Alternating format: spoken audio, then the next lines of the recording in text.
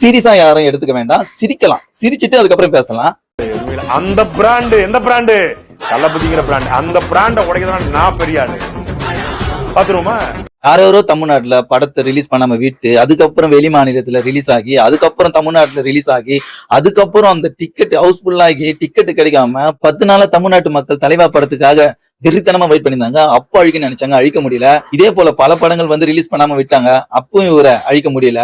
அதுக்கப்புறம் என்னென்னோ சூழ்ச்சிகள், என்னென்னோ மாயங்கள், என்னென்னோ பண்ணாங்க, எதோ வச்சு பண்ணாங்க. அப்ப கூட இவர் அழிக்க முடியல. நேத்து முளைச்ச காலம் நீ அந்த பிராண்ட அழிச்சிட்டு போற. நீ சொல்லும் போது எங்களுக்கு எங்க தலைமை பிராண்ட் நீ அழிச்சிடுவியா அப்படிலாம் எதுவும் இல்ல. யாரா அவன் ஜோக்கர் அடிக்கடிக்கு இன்ஸ்டாகிராம்ல வந்து சிரிப்பு காமிச்சுக்கிறேன், சீரியஸ் ஆகிற டைம்ல கூட நினைச்சுன்னு இருக்கோம் நாங்க. இது தெரியாம புலம்பின்னு இருக்கீங்க நீங்க. இந்த பிராண்ட் அழிக்க முடியாது, ஆலமரம் மாதிரி இந்த பிராண்ட் அழிக்கவே முடியாது.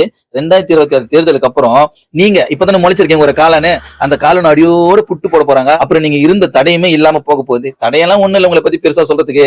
அதாவது காசுக்காக என்ன வேணா பண்ணுவீங்கன்னு தான் உங்களுடைய அடையாளமே. அடுத்த ஒரு வீடியோல பார்க்கலாம். பாய்.